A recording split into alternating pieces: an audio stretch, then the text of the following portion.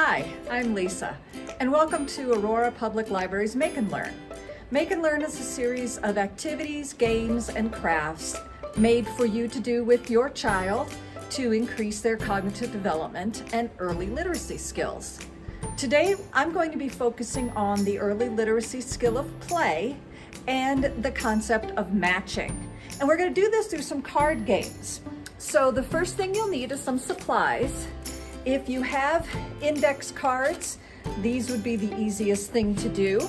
If you don't have index cards, you can just use a piece of paper and fold the paper into card-like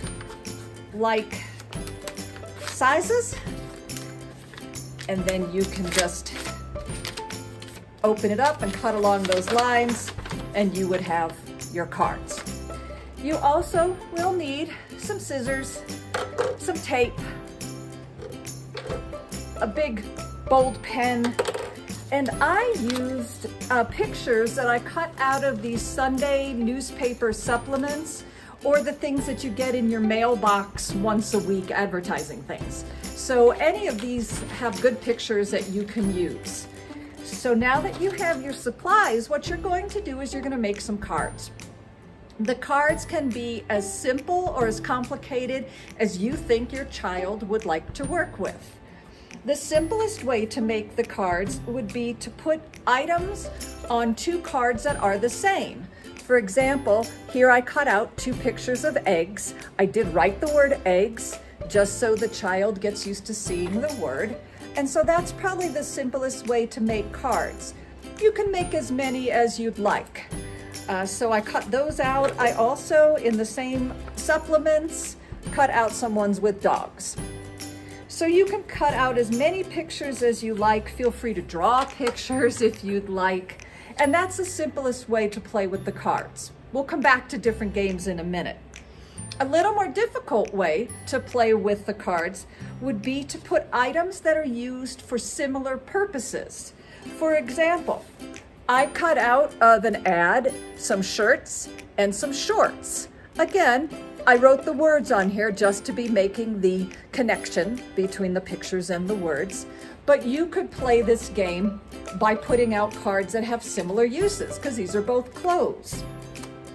I also did the same thing with some food items. I have chicken and ham. So that's a little more difficult way to use the card games I'm going to show you in a moment, is with items that have similar uses.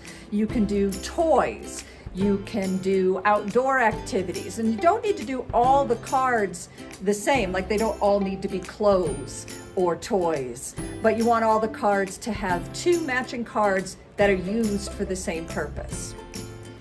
A slightly more difficult way to create and use the cards would be to use the first letter of the word. So in this example, I couldn't find a picture of a ball, so I drew a ball, and then I have a card with the letter B, which is the first letter in ball.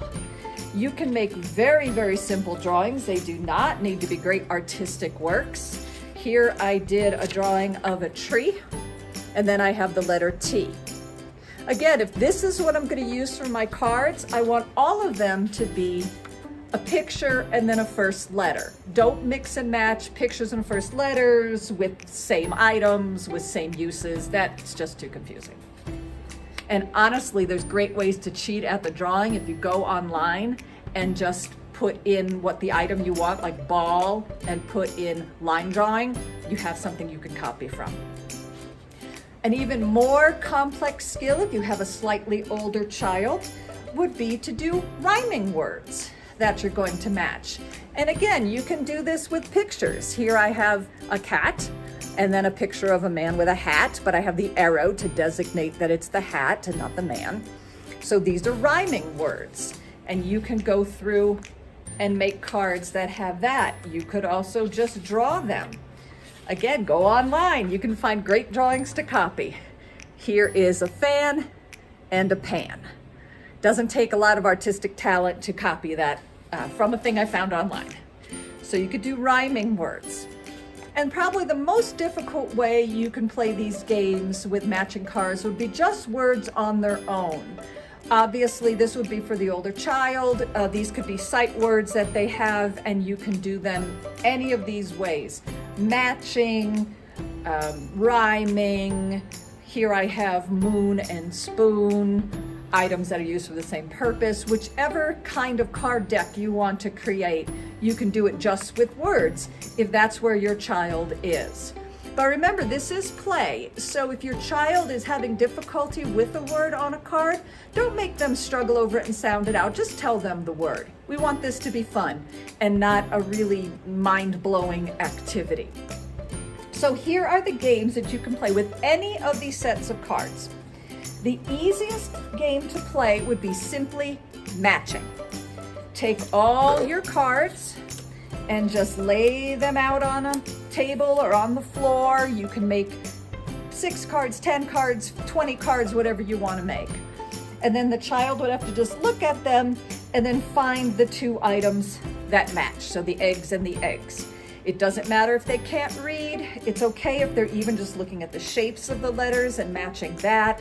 It's still giving them that visual perception and seeing the words. And that's the lowest level that you can play with this game, the easiest way you can play.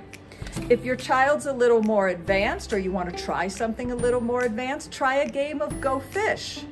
Take the cards you've created, shuffle them up, deal them out. Play it just like standard Go Fish. So if they're trying to do matching items and they have one dog card, they could say, do you have a dog? And if you don't have the dog card, then they can go fish and pull a card from the pile. And when they do get a pair, they could put it down and whoever has the most pairs wins. Probably the most difficult way to play with these cards would be a game of concentration. And with concentration, you put out all the cards face down. And then you turn over 2 cards. I turned over dog and eggs. They don't match, so I turn them right back over. The next person goes and turns over dog. They'd have to hopefully remember where that other dog card was.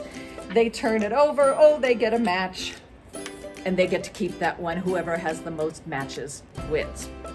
So you can play any of these games with any of these sets of cards. But as I said, try not to mix the sets of cards. So don't do half of your cards as first letter cards and half of your cards as rhyming cards. That would just get too confusing as to what you're looking for. Stick to one topic. The skills that this will be working on with your child, matching is a great skill. It helps them recognize letters and eventually recognize words. It's a problem-solving skill if they're doing the concentration game or even trying to decide what card to ask for in the Go Fish game. There's a lot of visual discrimination going on. Is this card the same as the other one? What are the differences? Even looking at the shapes of the letters, if they're looking for the words that are on the cards, that's visual discrimination. It's print awareness, recognizing the words on the card and having them with a picture. Obviously concentration and some memory skills, and even just handling the cards. It's really a nice fine motor skill that they're working on. If you're looking for some books that go along with these topics, I've got 4 books here that are great for continuing this matching and visual discrimination. This first one is called Each Peach, Pear, Plum, and it's by Janet and Alan Alberg. This book is great because on each page you have a main picture, but then you're also looking for something small. Like here it says, Mother Hubbard, down the cellar, I spy Cinderella. So Mother Hubbard's easy to see, but you have to look very, very carefully to find Cinderella. And when you find her, it's only her arm and her duster. So the complete Cinderella is not there. This is a real fun book to play with as you're working on that visual discrimination. Another good book is Stop, Go, Yes, No, A Story of Opposites, and it's by Mike Toohey. This is a nice story about a dog and a cat, but every page has opposites on it. So here the dog is over and the cat is under. Every page features the animals in a different situation, but shows those opposites. This book is called Duck Rabbit, and it's by Amy Krauss Rosenthal and Tom Lichtenheld. And this book is cool because one picture has two meanings.